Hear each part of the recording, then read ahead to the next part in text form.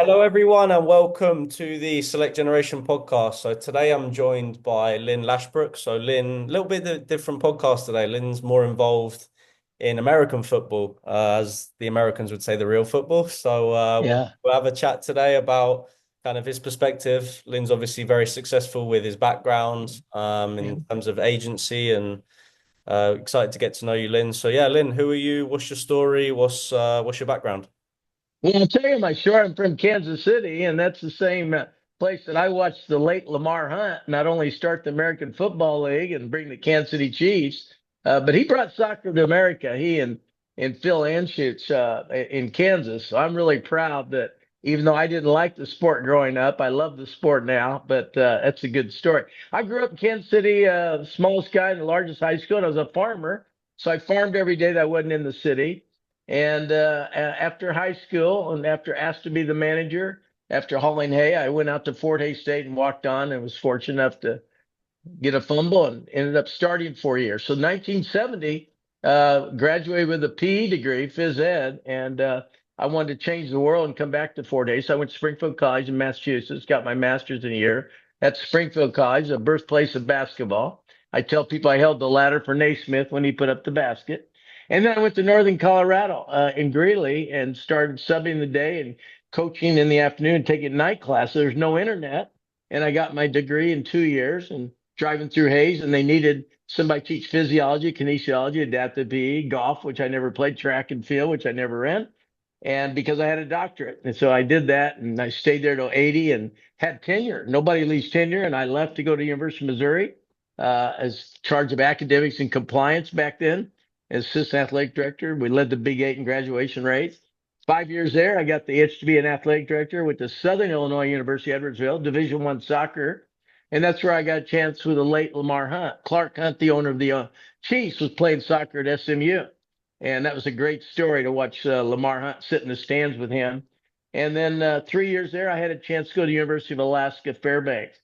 The wall was going down in Germany, and I started an exchange program with Russia as the closest flight besides Seattle. Had an exchange program way before we were doing exchange. That was an exciting 5 years. That's 20 years. I turned down the Western Michigan job because I wanted to watch my son play high school ball. And I talked to Jim Steiner, Jerry Rice's agent, and he let me do it. And 3 years in, I had 20 players in the NFL from first rounder to free agents. You get Ralph Dawkins out of Louisville, an undrafted free agent. You might get his younger brother out of Clemson, Brian Dawkins, an NFL Hall of Famer. So then I moved out to Portland to start my life over, and I was recruiting Ryan Leaf and had all the relationships. But the last minute, he went with Lee Steinberg. The internet started up, and the Jerry Maguire movie came out. And I said, I went to Oregon State University where I was teaching. I said, how about we do a class on how to be an agent? And there was no interest. Online was not respectable. So I started a company with one student, dial up Yahoo, and then two.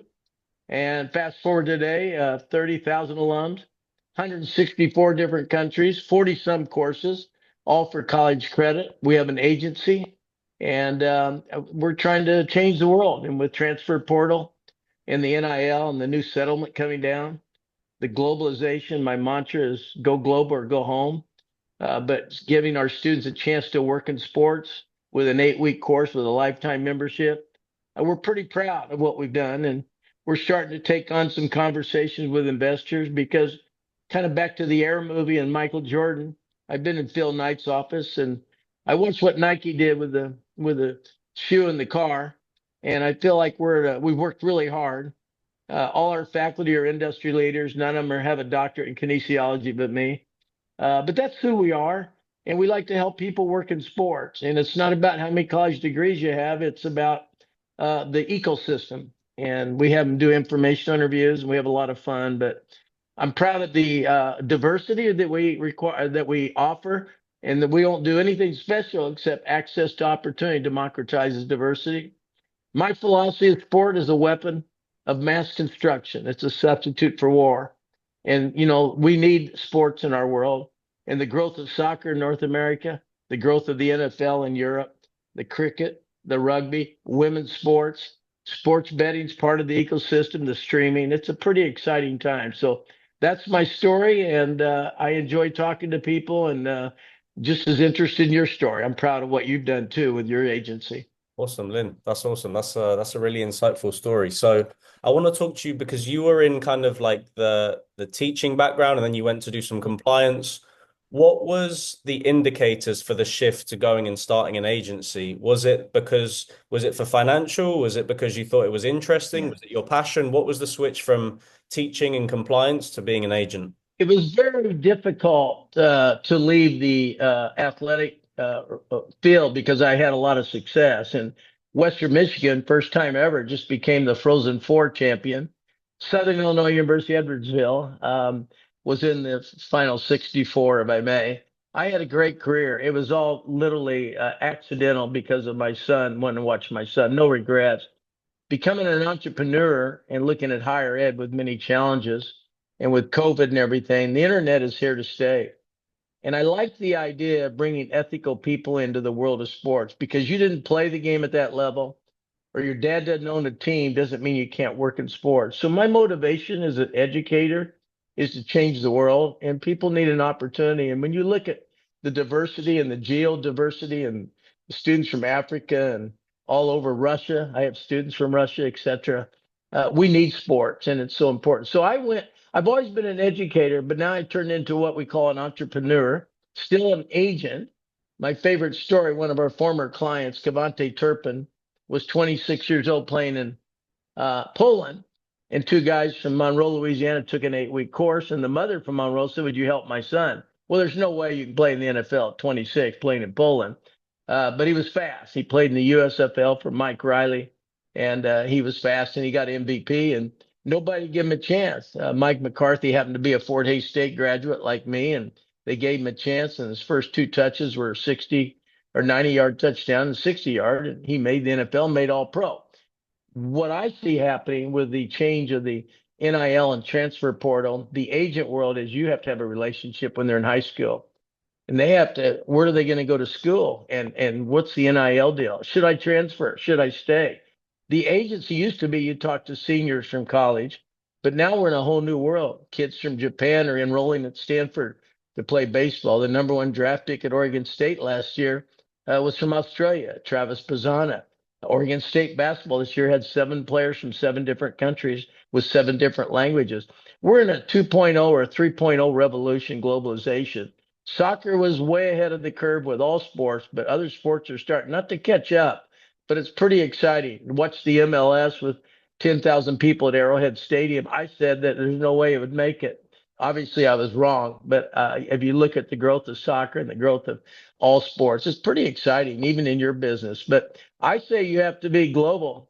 I say go global or go home. I don't think you can be an agent without knowing the global market. I just think the world has changed. And I'm sure you feel that way in the growth of your company. Absolutely, absolutely. I feel that way. I mean, that was kind of for us is especially for US players. Like we talk to a lot of US players for soccer and they wanna like the NCAA is bringing so many internationals. There's only so many colleges Yeah, and the game is growing. So like we've got extra players, but only so many schools and they want to go abroad. And I wanted to talk to you, Lynn, because yeah, for myself, I didn't have the motivation to coach. I wasn't good enough to play yeah, professionally, but yeah, I wanted to be involved in the game yeah, still. yeah. So, what would be your advice for someone that loves Uh-huh. not just soccer, but someone that loves sport, someone that Yeah, maybe they want to get involved in the business side, but they don't yeah, like, do they start just a kit man in the locker room? Do they yeah, start doing ticket sales?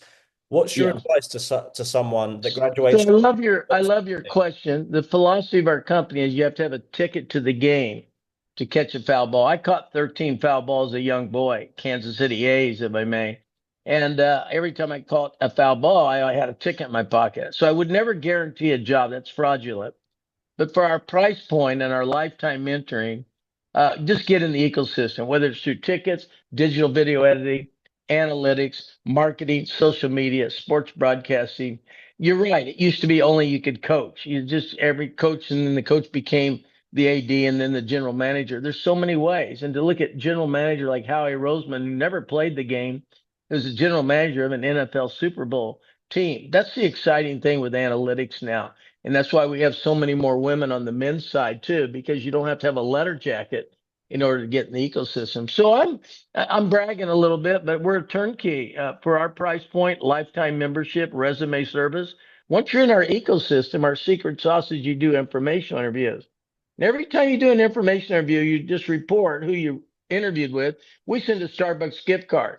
Then that person sends us a thank you note, and then we ask them to speak at our conference. So we have about a 200,000 ecosystem of sports people all over the world. And it's pretty exciting, and it's a scalable company. And the reason I say that, college degree, just getting degrees in debt, there's no strategy. You got to have a strategy. So we complement colleges, and I'm proud of it. Now, are there other opportunities out there? Sure, there are. But I just, as a tenured professor in higher ed, I think higher ed's in trouble. We can't keep raising tuition. During COVID, they raised tuition, took away the climbing wall. And I don't know if a kinesiology, a doctorate in kinesiology really helps you in analytics and soccer. And I always tell people we teach 206 ways how to learn, get a job in sports. I call it an out of body experience. So I'm really proud of who we are. We're not for everybody, but for our price point and lifetime membership, I've had very few people say anything. Nobody wants their money back. So we must be doing something right. Absolutely. Good, Lynn. Love that. And then I wanted to talk to you. You mentioned there about the story of the lad that went to Poland and then came back. And I Yeah. wanted to ask you, some people might say he's lucky. Some people might say, oh, that was just by chance. What do you think is the relationship between hard work and luck? Yeah, I believe in hard work. Obviously, I still have it at 76 with two new knees, but I relationships is the world. And I remember when I started, I had Jerry Rice as a client because I was with Jim Steiner. But we have an agent advisor program, and it's almost reminds me of what Uber did. You know, the taxis got kind of stuck. The Uber kind of won over, and all you needed was a car and a driver's license. You fill out an app. And then when you go to the airport and you pick up a passenger, you make money. The passenger gets off the plane and goes to the app, and the closest one, the airport, gets the business. And if you look at 8 billion people and the growing athleticism in the world, the DNA, if relationships drive the world, anybody anywhere in the world, there's an athlete in their backyard, next door neighbor. So that's what I think. Even in your agent business, it's about relationships. And so I don't think it's rocket science here. And I do think we're learning every day what the market is going. But I think the strategy now, it's almost a one-on-one approach. Do you tell an athlete to go to Poland, or do you tell an athlete to go to New York? Do you tell an athlete to go to Catawba? Do you tell an athlete to transfer from Catawba to North Carolina? What if he or she doesn't get to play? Now you're responsible. It's a tough world.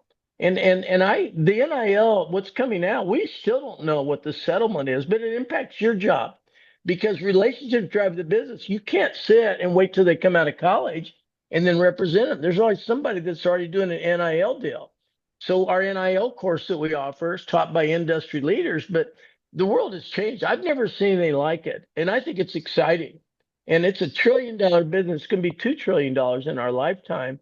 And again, I can't imagine North America in 2 years with hosting the World Cup. Because when the last time I was here, I didn't even embrace it because I was young to the game of soccer. Now I just totally get the game. And my wife says it best: an hour and a half later, the game's over. With a little different than NBA basketball, where an hour and a half to play the last minute. You know what I Yeah, mean? absolutely, absolutely, Lynn. Yeah, I want to ask you, like, for when I started my agency, I wish I had like a mentor or someone kind of absolutely. mentoring me through the process to kind of save time, right? Because we've had two and a half Yeah, years of success, obviously, but there's a lot of mistake yeah, points. What yeah. advice would you give to someone that wants to start an agency? What makes agencies successful?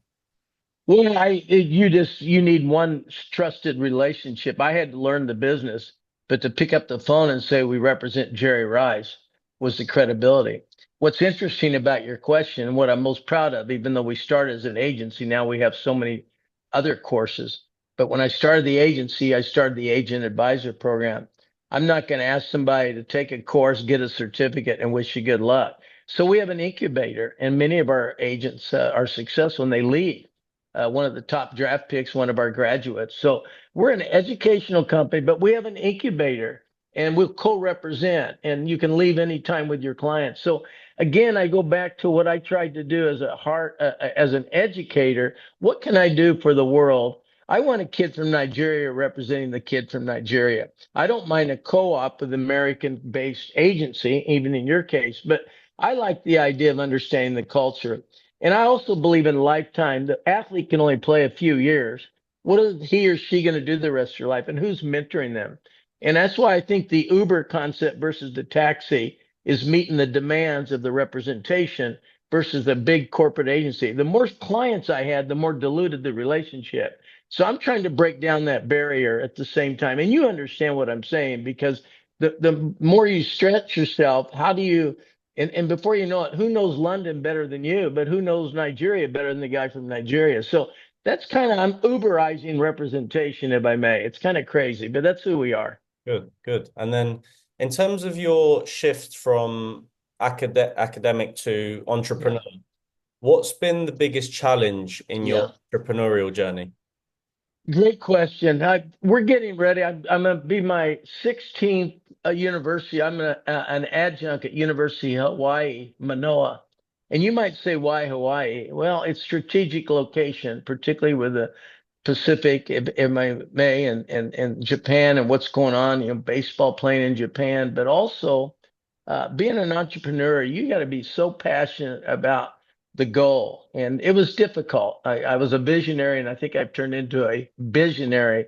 But I think you have to build a move, adjust. Like I started as an agency, and then I realized, what about how to get a job in sports? We started a ticket, and then scouting, and then analytics, and then digital video editing, and then marketing. And I realized, and why do just football? Let's do basketball. Let's do baseball. Let's do cricket. Let's do rugby. Let's do MMA. Let's do sports betting as an industry. And so I think you have to move on. You have to move it, adjust every day. You can't be stuck. And I think the agent world, as you know in your business, we have to change because this transfer portal, there's kids and parents that want their kid to come to the United States. They're making more money than they are in the draft in some sports. And so all of a sudden, that's a huge ecosystem of decision making. And so I think it's an exciting time. I'm having fun with it. What do you think about how do you think NCAA coaches feel about the transfer portal? Because obviously the top Division One schools, they love it because they can just kind of pick up guys when they're Yeah. proven. The Division Two, Division Three, or low D1 schools, they just feel like kind of guys are using them as a stepping stone. How do you think coaches feel? Well, if I was a coach today or an athletic director, I'm not sure I'd still be in the business. It's a new world. It's right when the Supreme Court said they can make money.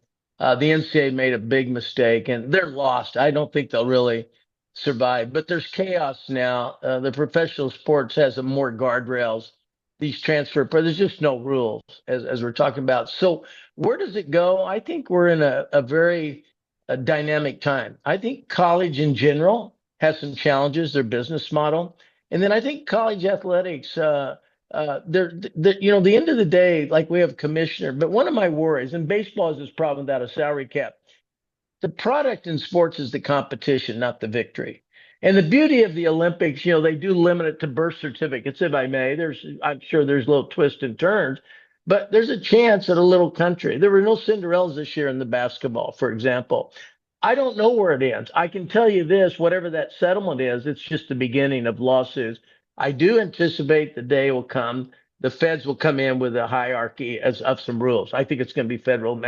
There's also bipartisan legislation where the visa restrictions are lifted for international students so they can fulfill the NIL. The basketball player from Purdue was from Canada, was limited. But it's like the old days when Wilt Chamberlain went to KU. I'm sure there was an NIL deal under the table. And my point is this is all chaos and I don't know how it fleshes out. I really don't, but I wouldn't, as I say, in higher ed, whether you're in higher ed in the traditional way, tenured professor, and whether you're a college coach, your players are leaving every year. Now, Mitch Canham of Oregon State baseball, he was a student of mine. He talked about culture. I think you're going to have to go back to recruiting people that want to be there. And if you're recruiting based on how much money you can offer, I think it's a false narrative. So it'll be interesting. The military are doing well because of cohesiveness in 4 years. So I'm watching it. But is it exciting? It's really exciting. Do I want to be the AD or the coach right now? I'm not going there. I'm You're done. interesting. Interesting. No, Yeah, that's a great perspective. And then I want to talk to you as well about the players that make it to pros from yeah, college. What do you see are the differences between the guys that don't get drafted and the guys that do get drafted? What are kind of some of their personality or character traits?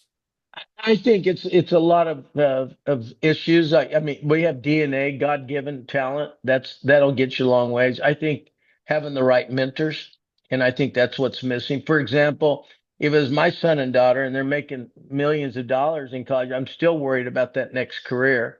And I think there's so much money. The agent makes more money sometimes if you have a player transfer. When in actuality, maybe it's better for the player and his girlfriend to stay at that school even though they're not making as much money. Those are tough decisions right now. Raising a family, raising kids is tough. So I think there's a lot of challenges out there. I think at the end of the day, all these athletes are going to have second careers. And I really question how many agencies are really worried about second careers. The business model is about today and not tomorrow. So I'm trying to slow down that process and create a lifetime relationship. But it's fascinating time. Tell me in your industry, what are your challenges? You've seen the changes with the transfer portal. What's going on in your world? Yeah, I mean, transfer portal's been really hectic to be honest, because of the transfer portal opening kind of Christmas, closing, and then opening again in the summer. The thing with the soccer coaches is that they just want older players. Like they want older players. They want guys that are like 20, 21, 22. They want transfer Yeah, students. yeah. They want European players. Mhm. So for the youth American play, and also the problem, well, like baseball, basketball, football, the best players are American just because that's the foundation. You have the Right, right. infrastructure. Whereas soccer, the best players are usually in Europe, South America, Asia, because the infrastructure is Yeah, better and the coaching's better. And it's just a history. Like soccer in yeah, the US is 20, 30, 40 years old.